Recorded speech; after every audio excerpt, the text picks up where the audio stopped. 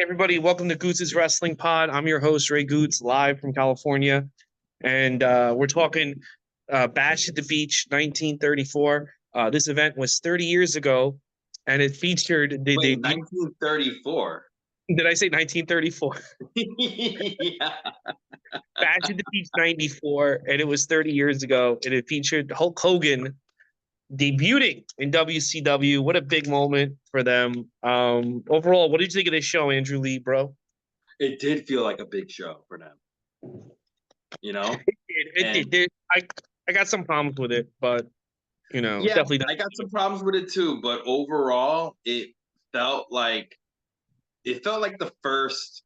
I don't want to insult them, but it felt like the first real big WCW show.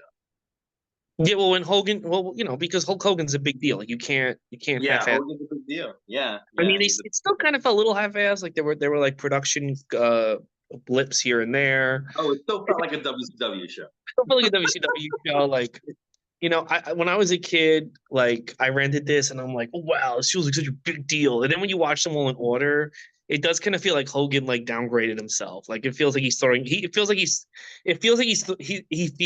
he's throwing himself a party more so than like this big event. But Yeah, it still felt like a. he's smaller physically, and Mhm. it's just like he's not like the intensity isn't the same. It's like he's kind of phoning it in. I hate to say it.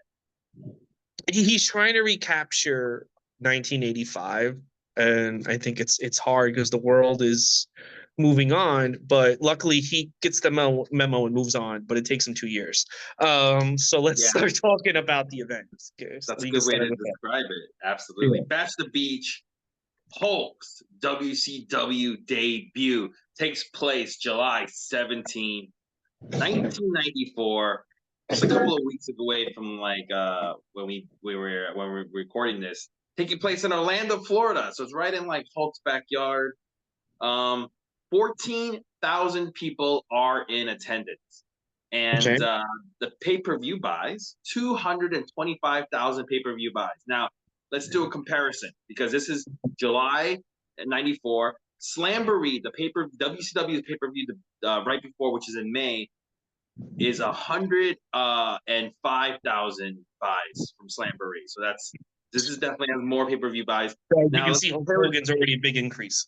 Right. Already a huge increase. That's over 100,000 more pay-per-view buys, right? Mhm. Um, Now let's do a comparison to WWF. The last WWF pay-per-view at this same time frame is King of the Ring, which takes place in June. Just literally a month before, it had 185,000 buys. So this Bash at the Beach is outdrawing even that King of the Ring. Yeah, because Big deal. people weren't over Hulk Hogan yet. They still wanted more Hulk Hogan. It's true. However, there's always a however. SummerSlam, which takes place a month later in August, 300,000 buys. So it does not outdraw Well, Undertaker. well, that's because Leslie Nielsen was on the show. I mean, Yeah. that's the book. Like we're loving the Naked Gun films and O.J. Simpson. So Yeah. But overall, this is very impressive because this is outdrawing even a WWF favorite. So it's a big deal, 100%.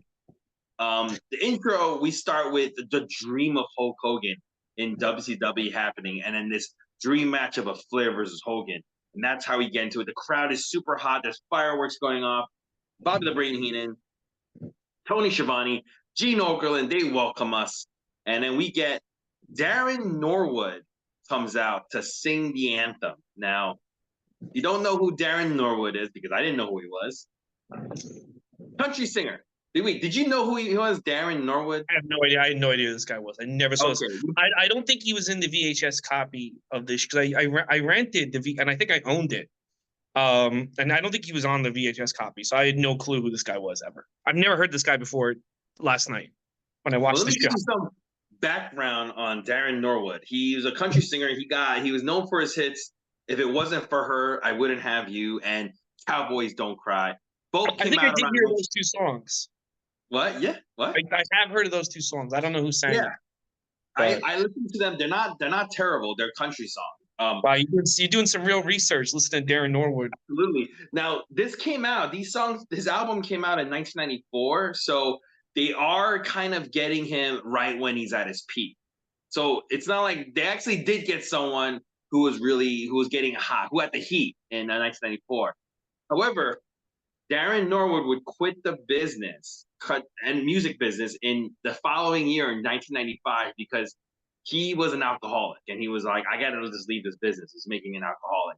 He unfortunately He's smarter than some comedians we know. So that's true, absolutely. You gotta leave when it's no good for you. Unfortunately, he will pass away in 2015 at the age of 49. Apparently due to a heart attack. So he did die young. So there it is. The first death of this show. Well, but at least he was there to help Hulkamania. So Oh, dude, I wonder if this guy was bragging about it for the rest of it. You know, I was there when Hulk Hogan debuted in WWE. when Hulk Hogan came to WCW, I sang national anthem. I mean, it's not a big deal, but whatever. You know what? Here's the thing, right? If I was Darren Norwood, I would bring it up a lot. Maybe Me personally, it wasn't on the VHS copy. Maybe when the network started, goes, you see that? That's me. That's me with the Hulkster. Yo, dude, when the NWA was popping, you don't think this guy was bringing it up? You know he was. All right. So the commentating team, they recap Sting's injury. They show you this injury that happened on the night before in WCW Saturday Night. Sting had Flair in a deathlock when this Charlie Chaplin looking fella comes in and he like rakes Sting's eyes, and Hulk Hogan comes in and he rips off the wig. It turns out that this Charlie Chaplin is actually Sherry, sensuous Sherry in disguise. And then while the Hulk's distracted, Flair tries to attack him from behind. But because Hogan moves, Flair misses the first top block, but he recovers and he does it again. And he starts attacking Hulk Hogan. But then Mr. T comes in and saves him. And they mention because of this attack, Sting can't wrestle because he's got a cornea what exactly caused Sting to get injured? Sherry hitting him? Like, I don't like. The thing about it is, this is the thing that I think a lot of WCW fans were like, what is going on here? Is that you immediately make Sting look like an idiot for all these 80s WWF guys. Like, I don't even like. I rewatched the angle. Like, I don't understand how Sting got hurt here. Like, I don't understand. Like, even in the face, Sherry, she's got nails, right? Okay. She raked his eyes, dude. He got a cornea injury.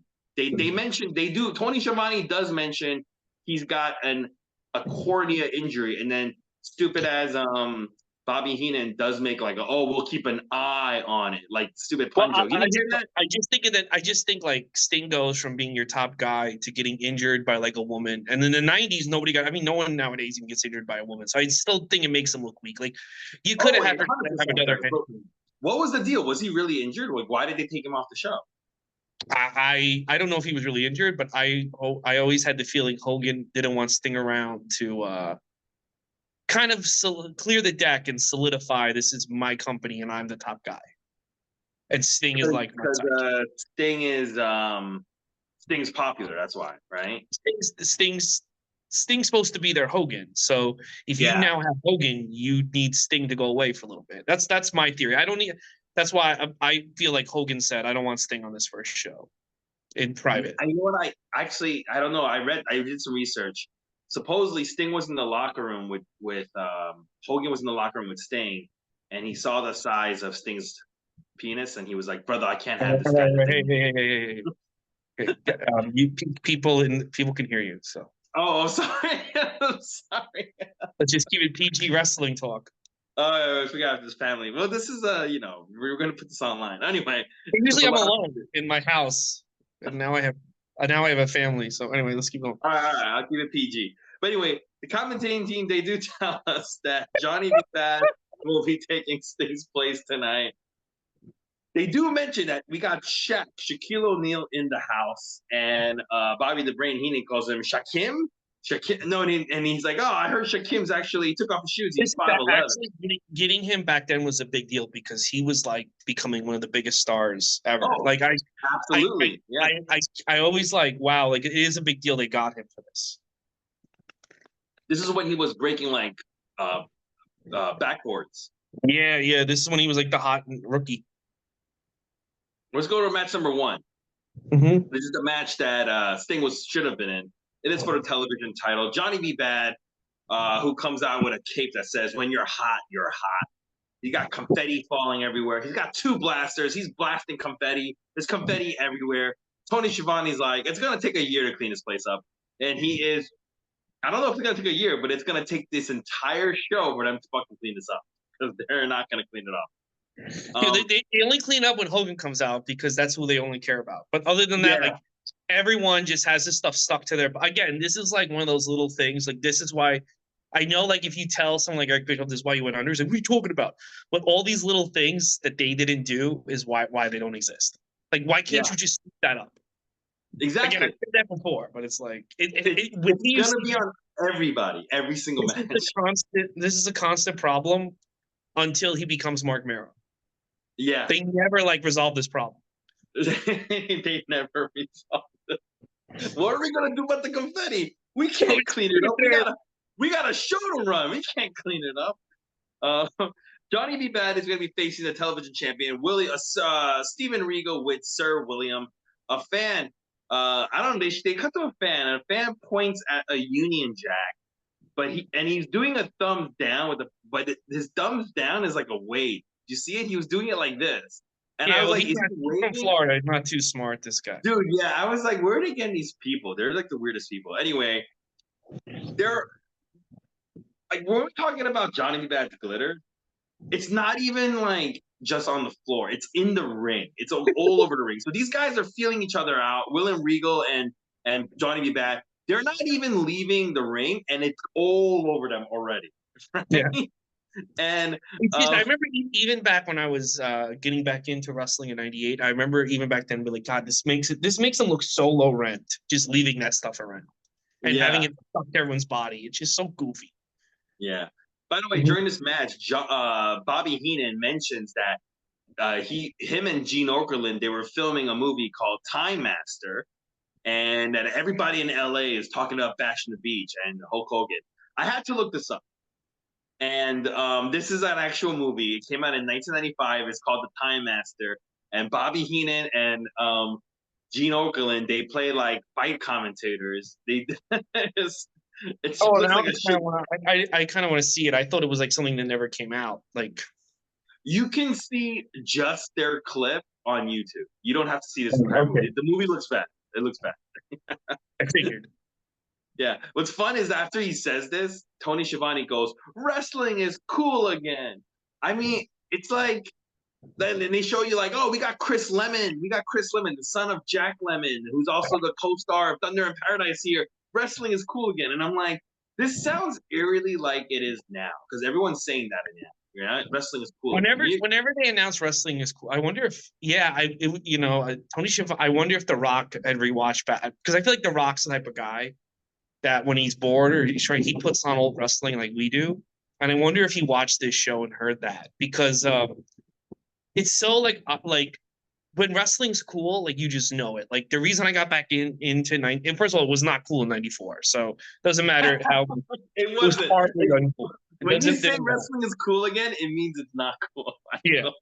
It was cool in '98. Nobody had to make that announcement that it was cool. Everyone just showed up in the stores.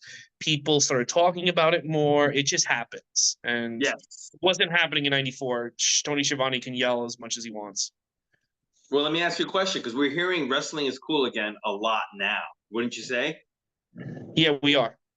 Oh, well, let me ask you, do you think wrestling's cool right now, or do you think it's bullshit? I think WWE is cool right now. I don't know about anybody else. I think, I mean, I made money on WrestleMania, so like, I also lost money on WrestleMania.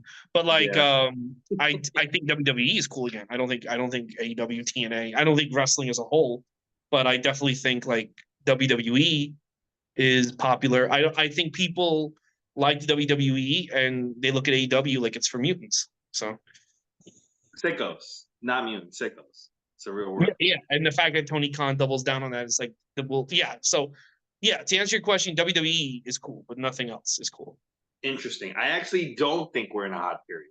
I think that's an illusion. I think even the WWE, it's a little bit more popular than it was 4 years ago, but it's not like a end all be all kind of high. Well, I mean, Anyway, like they yeah, do. They are making a ton of money every week. So yeah. All right, so let's get back to this match. Regal, he starts favoring his left arm, and when he's favoring his left arm, Johnny B. Bad for some reason backs off and doesn't attack, which gets boos from the fan. But B. Bad, to his credit, he's wrestling pretty well here. He hits a nice drop kick that gets a 2 count, and then he starts a series of offense and even hits his finisher, the kiss that don't miss. But William Regal is able to roll outside, so Johnny can't get pinfall. However, he decides to slingshot, punch over the top rope onto both Regal and Sir William. Bad is holding his own. He does his really beautiful sunset flip cover spot, but then Regal decides to hold the umbrella from Sir William to keep us from falling. We've seen this before, but this time the referee catches Regal and kicks the umbrella so they get Regal off. And this lets Johnny B. Bad complete his sunset flip cover. However, Regal just like awkwardly reverses it, very awkward between the two, and he makes this weird 3 count cover for him to win the match. After the match, Sir William gets brought in, and Johnny B. Bad gets beat back, body drops into to please the crowd, and the crowd's kind of happy about that, but the ending was still very weird. For an otherwise good, fun match. What did you think? yeah, I thought it was a great match. I've been more and more impressed by Johnny Bad every time we see him in this era. And William Regal or Steve, whatever he's called, he was great. I thought this was a good opener. I thought this was a good way to start the show. The more I watch this, the more I watch Johnny B. Bad, the more I understand why WWF really wanted to sign him. You know, I get it. Yeah. You think he knows his gimmick, and you think he's a good wrestler. You know, it's like well, he is. I'm kind of curious of what when we watch his matches, because I don't really pay attention to Mark Merrill matches in '96 WWF, but I'm curious that when we get to his matches, we can pinpoint what exactly went wrong. Yeah, exactly. Yeah. Me too. I'm very, because right now, if up to this point, if somebody asks me, is Johnny B. Bad a good wrestler? I would say, yeah, he is. He can hold his own. But there's gonna come a period when he starts going in WWF, he's gonna suck, and I want to know exactly what it is. It's the weirdest thing to me is like Austin and Mankind looked at it like as an affront that this guy got a big contract and this guy, and I'm like watching, and you just because I really wasn't watching WCW back then, so like I just had to think. When you watch these shows, it's like I kind of get why he got a big contract. He's not mutilating himself like you, Cactus Jack, and he has more charisma than you, Steve Austin, right now. So I kind of get why they would want to give this guy a big contract. It's not this big mystery. Like you guys make it like this guy has no talent and Vince was just a complete idiot.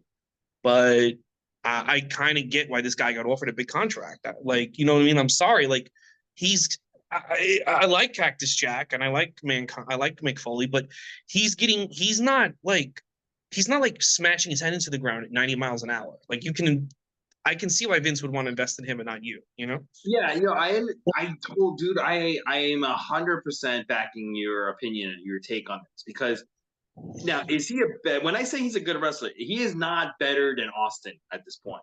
But you're right, he's got more charisma than Austin, and he's not endangering his life and his career like Mick Foley is. So I'll be like, yeah, this is why he gets the big contract. I get it. I totally get it.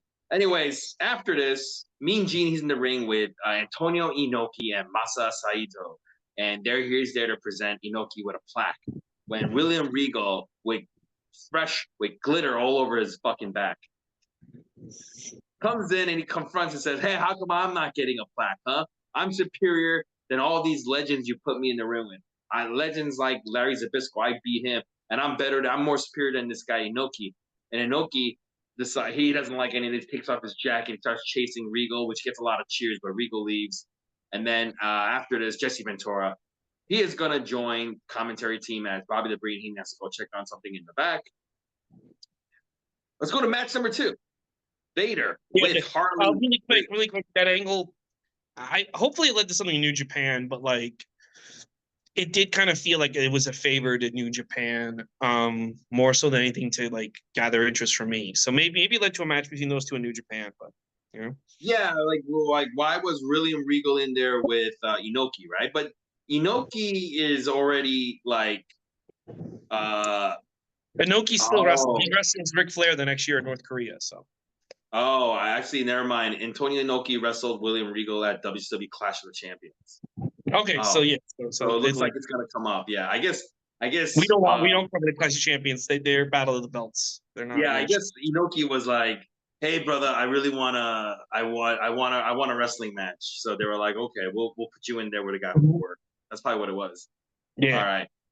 Okay, so that's the angle. All right, so we're gonna go to match number 2: Vader with Harley Race versus the Guardian Angel, formerly Big Boss Man.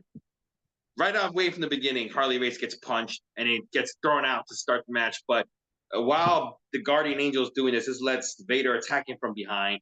But Angel back suplexes Vader to cheers, and then he takes over and he body slams Vader some more, really showing off Boss Man's strength. Like you don't think about, the Guardian Angel's big, but you don't realize how strong he is. But the moves he's Mhm. doing, you're like, wow, this guy's really strong.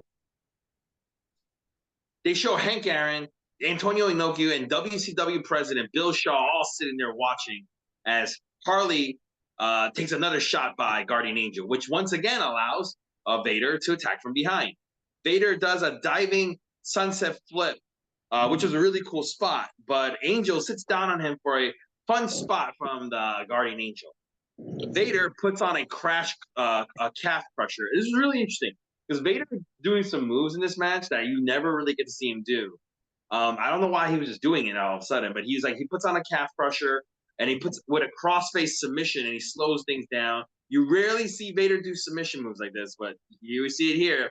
But he's also gonna do his usual shit, which is like he's gonna hit the Vader bomb and he's gonna do a moonsault. But the moonsault actually hurts Vader as much as it hurts the Guardian Angel.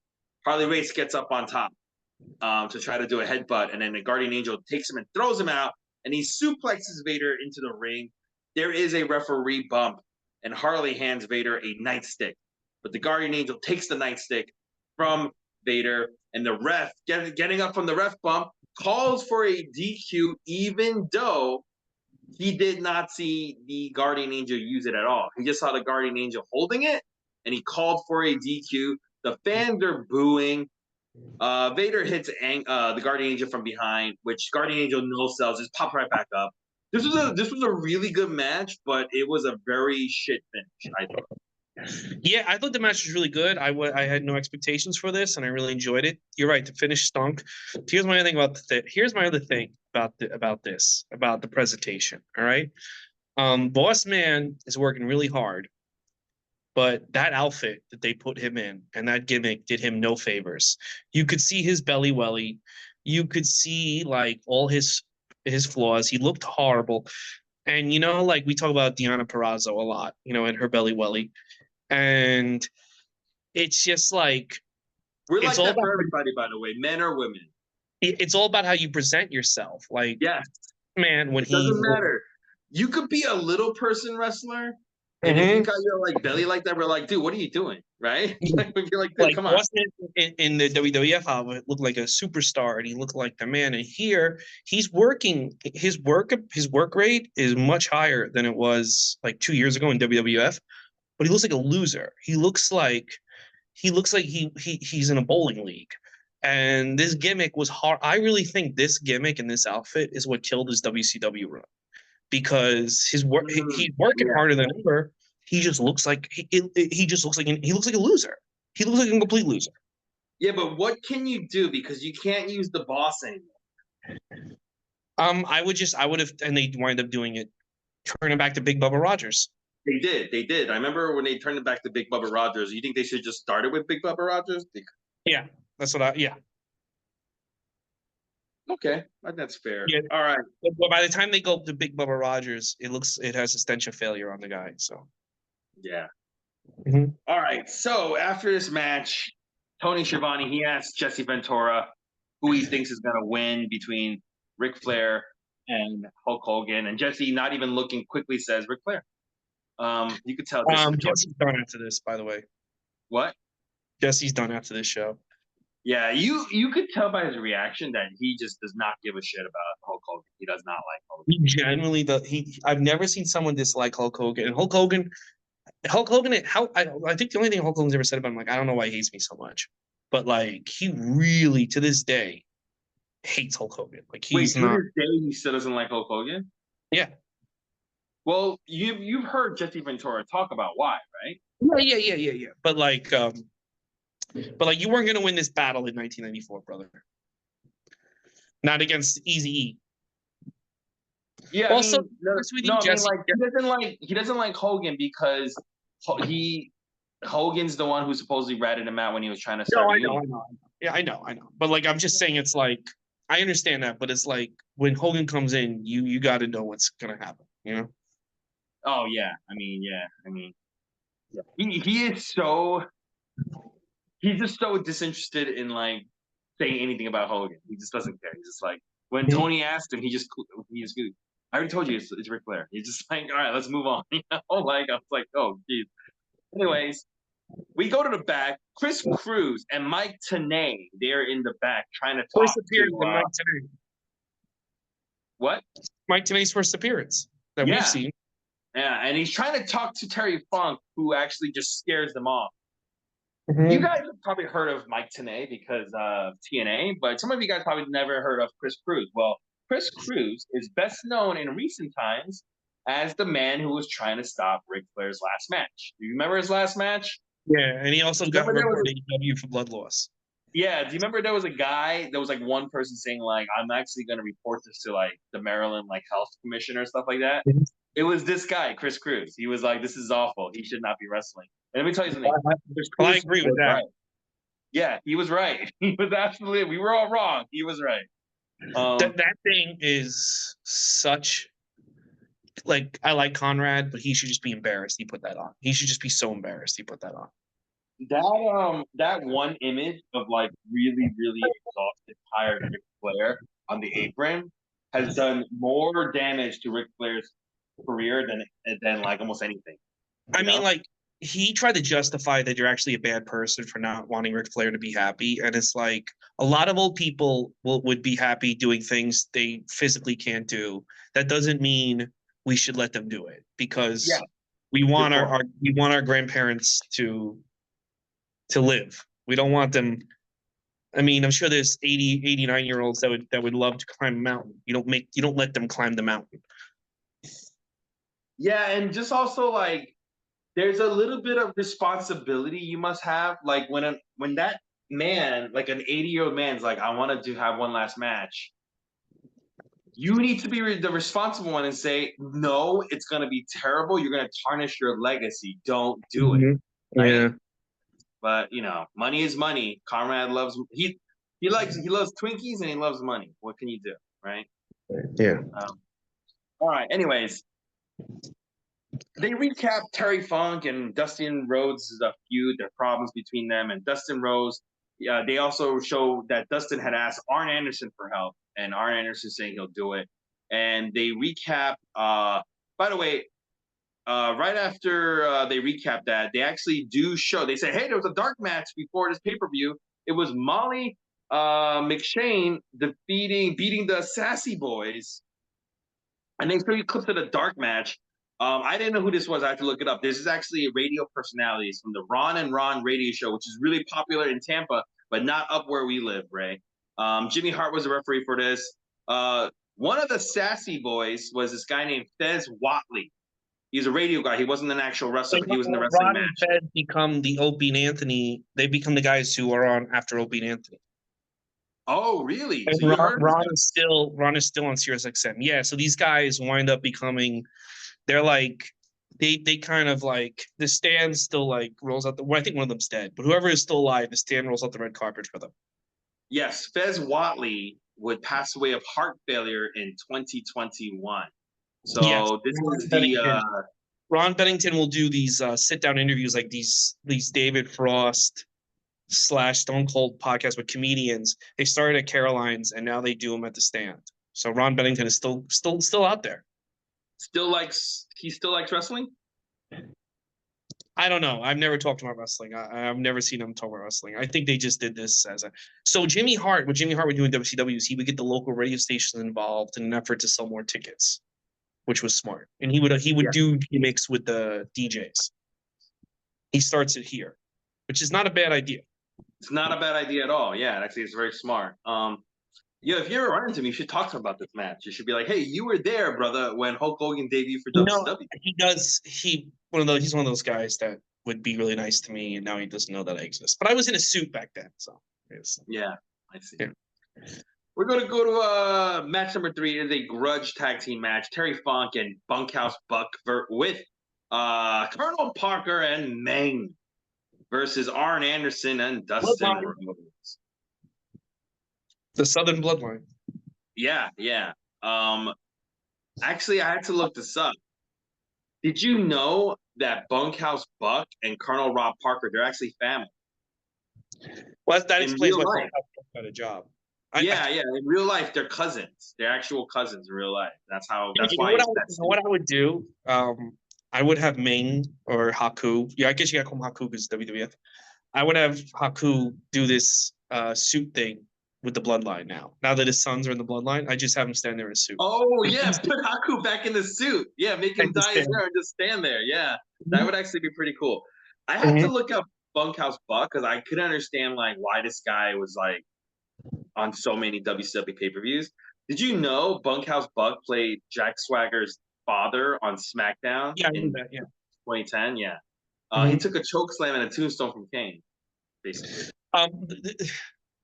This guy, I love Terry Funk, and I'm starting to like Colonel Rob Parker, and I obviously like Arn Anderson, but this guy, he just looks like an indie wrestler. He just looks so. I think he goes away once Hogan gets more power.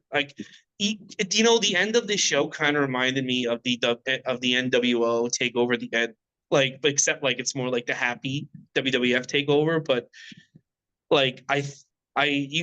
this guys like him had to go. They just had to go. Well, he's not going in this match. He is starting this match with Arn Anderson.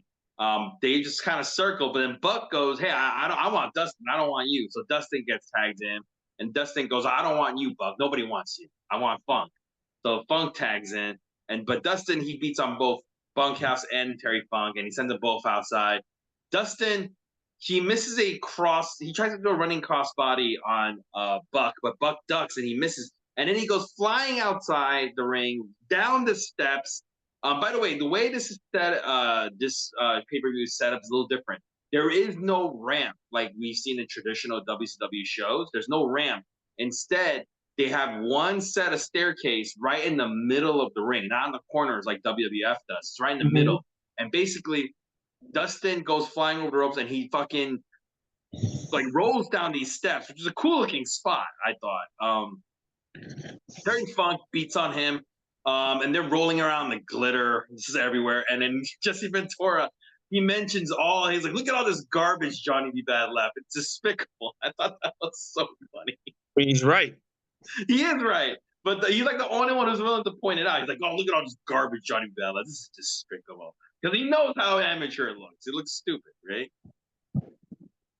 Dustin, he's often getting double teamed this match, and the referee doesn't allow them to double team, but he won't let Arn Anderson in. Finally, Dustin fires back and he beats on both of them without Arn Anderson. But then when he finally tags in, Arn Anderson comes in and then he fucking DDTs Dustin for Terry Funk to cover. The crowd did not see this turn coming, and they all attack Dustin Rhodes. With Arn Anderson dropping knees on Dustin's right arm. Gene, he's at the beach set at the entrance, and as these heels are walking up, he goes, "Arn Anderson, what's going on? Why would you do that?" In the stud stable, they're just like, "Hey, we're gonna go party. You can join us later at the party. We'll tell you later." What did you think about this match? I thought it was really good. Dustin, I'm about to say Dustin Chafin. Dustin Rhodes.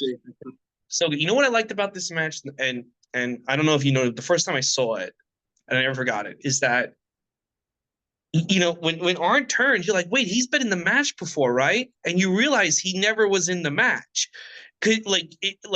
the way they do it, like it makes now I don't know.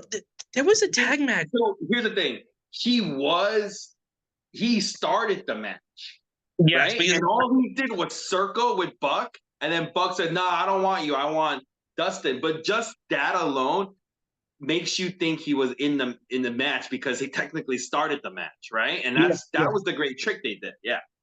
And you know, I feel like there was a match in AEW or something where the partners are fighting, like they're working together and they're beating up the other, and then the partner turns on someone. It's like, well, why would you beat up these other two guys if you were, you know what I mean? If you're going to betray this guy. This was done so well because you actually think like you actually like are shocked by what Arn does. It all Arn really is doing is he's cheering on the apron. Like he's making you think that he's on Dustin's side, but he's not overdoing it. So like when the getting turn annoyed when the referee's not letting him get involved, right?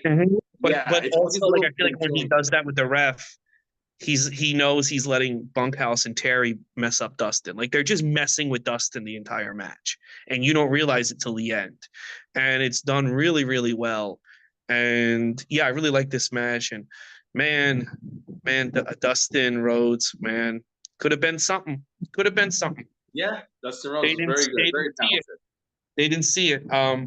But you know, this angle leads to one of the best Dusty Rhodes, and I think they're going to show at the next pay per view. Probably one of the best Dusty Rhodes promos ever. Because Dusty gets involved. Now he gets involved. He has to. His son's getting beat on by everybody. Mm-hmm. Bobby the Brain Heenan has rejoined commentary with Tony Schiavone, and they're with Hank Aaron. And Tony asked Hank, "Oh, who's he gonna pick? Do you pick Hogan or Flair?" And he goes, "I pick them both." And Bobby the Brain Heenan's like, "Oh, you should be running for president. You're as good as a politician." And then they both joke. He's like, "Yeah." Basically, if Hank Aaron was still alive, he'd probably right now be the president. He'd run circles around these two idiots. Anyway. Yeah, that's true. So Mean Gene, he is with Ric Flair and Sensational Sherry, and Ric Flair is so happy. He's like, "It looks like Arn Anderson's back. Oh, I'm so happy for Arn Anderson." And then he goes and he makes fun of Dustin Rhodes. Oh, it's great. But then Gene asks him about Hulk Hogan, and Ric Flair has to get serious. And he says, "Everyone is here to see this one. Not because of Hogan, but because of me. They're here to watch this because of me, not Hogan." And Sherry chimes in and says, "Hulk, you're the one who's got a failing career right now. You're only in this because you need us." I thought this was a great promo by both of them. I liked it. Yeah, I thought it was a very good promo. Yes, I liked it a lot. Match number 4, it is for the U.S. title. We got Ricky Steamboat in there again, stunning Steve Austin, the champion. Austin attacks from behind. He has Dragon Slayer written on his ass as it was really goofy. It was really goofy. Yeah, but Ricky starts kicking it, and he sends Austin into the post, and Ricky has control this match. Ricky Steamboat hits the old school move, his arm drag, and they do a double leapfrog spot. And when they do that, Austin, like, he feigns a left knee injury, but Ricky Steamboat and Tony Schiavone, they're both not falling for it. They do a really fast running the rope spot into a cool, like, jumping sleeper hold by Ricky Steamboat. Very good wrestling between these two guys.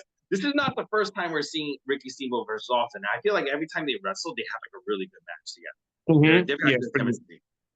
Austin low blows Ricky behind the referee, and then this begins the heat process with Ricky rolling down the stained steps that Dustin rolled down, and Ricky regains some control with an arm bar, and he starts working on Austin's arm. We get a camera shot from behind the commentators in this match. Tony Schiavone points at Bobby Heenan, and he says, "Oh, that's the brain." And Bobby Heenan points back and goes, "That's the other end of the anatomy," which I thought was really fucking great by Bobby Heenan. So quick. They run the ropes again, and then they miscue a leapfrog. They think they were supposed to do like a Lutez press or something, but they kind of messed up the timing. So Ricky Steamboat improvises the weird catch into an atomic drop, and then he does like a jackknife cover. But then Austin catches Ricky and he whips him down for a big reaction. And Austin starts mocking Ricky Steamboat's karate. This shows how good Ricky Steamboat is, because when he realized they messed something up, he like improvises it to like make it look like it was actually what they meant to do. I thought it was pretty cool. Mm-hmm. Ricky starts firing back by hitting Austin with the stun gun, but Austin sends Ricky into the rails, but Ricky Steamboat returns the favor by sending Austin into the post, and then he hits his flying karate chop.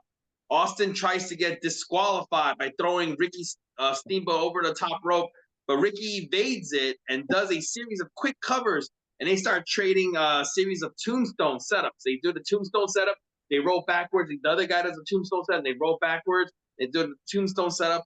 Finally, Ricky Steamboat is able to hit the tombstone pile driver on Austin. This gets a big reaction from the audience. It was a cool looking spot.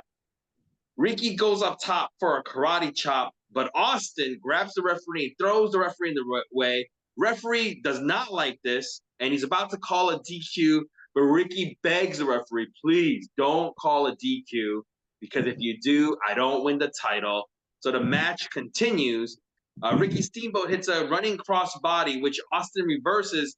Then he puts his feet on the ropes for leverage, and he wins the match.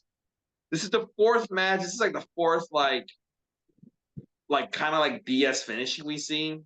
Four matches that are like, this is like literally this match number fourth BS finishing we've seen so far. But great match though. It was good. It was good. It goes a little bit too long. But it was fine. I mean, it's just that like, like when you get to the crummy finish, it's just like, what was the point of this? Yeah, but I don't like you know what it felt like to me? This in the next match felt like to me the designated we just need to waste time matches. That's what it felt like. Yeah. And the next match especially. Yeah. Let's go to the next match. By the way, before we get to the next match, they show Mike Tenay and Chris Cruz again. They're talking to Orndorff and Paul Roma about the hotline. And we get Gene in the back after that. He's with the stud stable. And they're celebrating with women. We got drinks. They all got champagne. And then Mean Gene, he's disgusted about what just happened. And he goes, Arn Anderson, I need to talk to you. And Arn Anderson comes. And Arn Anderson, he is actually cutting a good promo. But while he's in the middle of cutting his promo, the stupid studs start pouring champagne all over his head, ruining the promo. Because it's like going into his eyes. He's like wiping it off. He can't finish his promo. I was like, man, they really ruined the good promo. It was stupid. I wonder if like after they called cut, Arn Anderson was like yelling at them or something. I wonder if that. But it's so yeah, funny. I don't know. All right, let's go to match number 5. It's for the tag titles. We got Paul Orndorff and Paul Roma, Pretty Wonderful, versus the champions, Cactus Jack and Kevin Sullivan, who come out with Dave Sullivan, who's on crutches, and he has a Hulkster shirt on. Orndorff and Kevin Sullivan, they start the match, and it's a very slow start. We're Pretty Wonderful, showboating a lot. Both members showboating a lot. Cactus does a protect the partner spot, and then when Paul Roma tries to do the same thing, he gets kicked off the buckle for a funny spot. But let me tell you something. Besides that, the crowd is just really not into this match. They just do not. Cactus Jack has said this is a horrible match. It's not bad, but nobody's into it. Nobody cares. Nobody cares. I don't care. This match, it just things happened and I couldn't like focus. It's just like it just was not interesting. Teams you don't care about. That's why. It's just teams you just don't care about. Well, also, like, again, WCW has a bad habit of booking matches, and it's just like, this is just here to kill time. Cactus Jack has already said he's leaving, so they're not trying to make Cactus Jack look good. And Orndorff and Roma, if they're not inspired, they're not interesting. If you tell Paul Orndorff, he's an old school guy, so if you tell Paul Orndorff, kill 30 minutes, he'll put on a chin lock and fucking go to sleep. You know what I mean? And that's what this felt like. Let me tell you how much the crowd was not into this match. They start doing the wave during the middle of this match. And then they show you, I don't know, for some reason, they decided to show Hank Aaron and Bill Shaw, and both of them are just talking. They're not even paying attention to this match. No, it was like, why would you show that on camera, right? All four of them get in the ring at once, which leads to a pile driver on Kevin Sullivan, but he gets his foot on the rope. Paul Roma jumps to the second buckle, jumps off like a cat, and Bobby the Brain Heenan says, "Oh, he got the agility of a cat." But as soon as he says that, Paul Roma falls off the apron, falls off the buckle. I thought it was pretty funny. Orndorff at this point realizes the crowd is not into it, So he starts doing his shaky elbow drop, and he gets no reaction at all. I'm like, Yeah, he's trying, but he ain't getting nothing. After a while, Cactus Jack hot tags in. All 4 men are in there again. It causes confusion, and then Cactus Jack hits his double arm DDT on Paul Orndorff. He has the cover, but both Kevin and Dave Sullivan, they're distracting the referee so that the referee's not even counting the partner's pinfall. And then Paul Roma trips up Cactus Jack when he tries to run the ropes, and he holds his leg as Orndorff covers Cactus Jack for the win and for the titles. Yeah, exactly. You know what? Yeah. It's a waste of time. It's a waste of time. It was a long match. It's amazing how boring wrestling can be when it's boring. That's all I'll say. Yes, very true. Mm-hmm. Tony Schiavone and Bobby the Brain Heenan, they start hyping up the main event. They start hyping it up. Oh, this is it. This is what everyone's waiting for. Michael Buffer is out there. He calls out the commissioner, Nick Bockwinkel, who comes out and he looks lost for a moment. Then Shaq comes out and he gets cheers. And we get a shot of, by the way, during this match, we get a shot of Linda Hogan and the 2 kids. Back in happier times. Now they all hate each other. Yeah, things are not good now. Yeah, but this is back in happier days. By the way, Shaq has a shaved head, but he's got these sideburns. It looks really weird. So he's got like no hair, but then he's got these 2 long sideburns to the side. And Bobby the Brainy Heenan goes, "Hey, I wonder if those are paste-on sideburns because they look really They look really weird. You gotta go see how it looks. It looks very weird. This is for the main event, match number 6 for the WCW World Heavyweight Title. We got Flair, the champion, coming out with Sherry versus Hulk Hogan, who comes out with Jimmy Hart and Mr. T. He gets a humongous ovation. There's a few Hulk Hogan cosplayers in the house. They are happy as Michael Buffer does some epic introductions for everybody. The crowd is going livid during just the stare down as both Flair and Hogan, they're mouthing off with each other, and Ric Flair shoves Hogan, and they lock up right away. And then Hogan shoulder blocks Ric Flair down. Hogan starts mocking Ric Flair's a strut in his woo, and Ric Flair has a wrist lock to take that Hulk Hogan because he ain't taking any of that mockery. Hulk Hogan fights off, but Ric Flair goes outside and he puts Sherry Martel in between them so Hulk Hogan can't chase him. Hulk Hogan beats on Ric Flair, and then Ric Flair has to go outside again, take another powder, and once again he's using Sherry as a shield. He's doing this multiple times. Hulk Hogan tries to run the ropes, but Sherry grabs his leg, and then this is where Ric Flair starts attacking from behind. Hogan gets chopped over the top rope, and Jimmy Hart, while he's on the ground, Sherry was trying to use a chair. Jimmy Hart stopped her from using a chair. Ric Flair, he is in charge of this match at this point, and even though Hulk tries to fight back, Ric Flair gets him in a sleeper. But Hulk starts hulking up. He gets out of the sleeper, and he sends Ric Flair outside, and then he gives Ric Flair a backdrop suplex on the floor. So I was like, oh, shoot, that's a hard bump. Hogan, though, he misses the leg drop back in the ring, and he hurts his leg, and Ric Flair is trying to get the figure 4 on it, but he can't. Flair hits a very impressive vertical suplex on Hulk Hogan, who's much bigger than him, but guess what Hogan does? Hogan no-sells the vertical suplex. He pops right back up, hits the big boot, but Sherry pulls the referee right at the 3 count, and then nails Jimmy Hart. Ric Flair then chop blocks Hulk, and then Sherry gets up on the top rope, and he tries and splashes him, and then Rick puts on the figure 4 in the middle of the ring. However, Hogan is really big, so he's able to get to the ropes, and then Sherry starts choking him with some stockings, and Ric Flair starts refocusing on Hogan's left knee.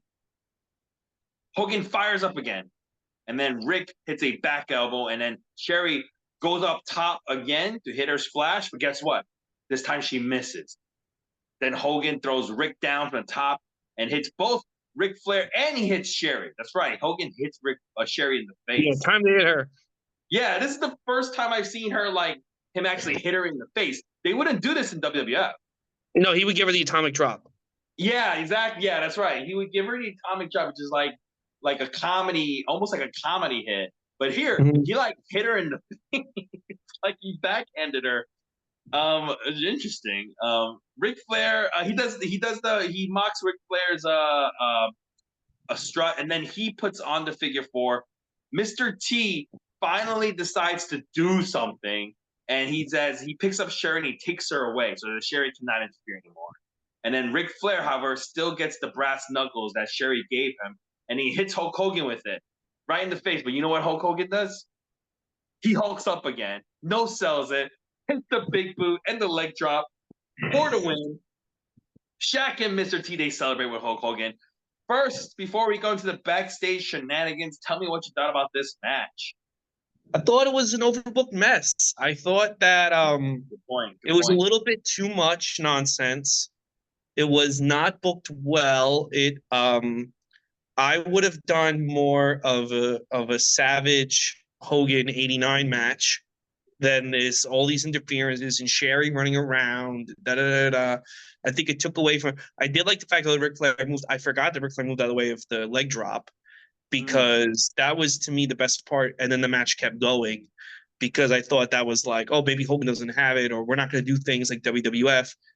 And then like I thought that was good that the way they played with the Hogan formula, but it didn't need this much interference. It didn't need this. It felt very much like Hogan was insecure, and so he wanted a lot of bells and whistles.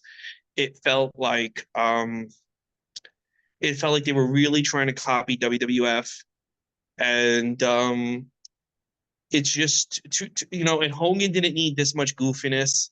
I think the worst thing he ever did was have Jimmy Hart with him.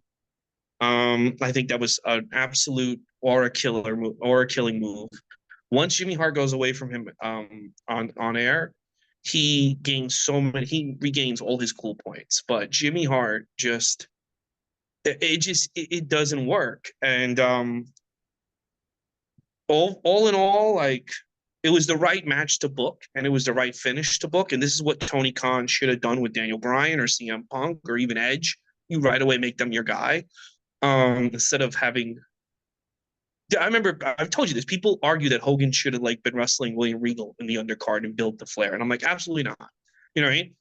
And it's the right match to book. It was the right finish, but the match was kind of an overbooked mess, and it leads you to think maybe Hogan doesn't have what he had even 4 years ago. You know? So I think they should have done more of a CM Punk approach in AEW, meaning that the first match is the first match. So you don't need to book him against the top guy. Like, so in CM Punk, they first gave him Darby Allin. You remember that? No, I think it was the right move to right away give Hogan the belt. He has to be seen as the top guy. Well, I would have given him so what I would have done was probably like, I don't know, like first match maybe Hogan versus, I don't know, let's just say, because you mentioned him, William Regal. But then right as soon as in the same pay-per-view, you have him and Flair confront for the next pay-per-view. That's what I would have done. Yeah. I think either way, I agree with you. There's too much bullshit in this match. You know? And Hogan had like 70% of the offense in this match. He made Ric Flair look kind of bad.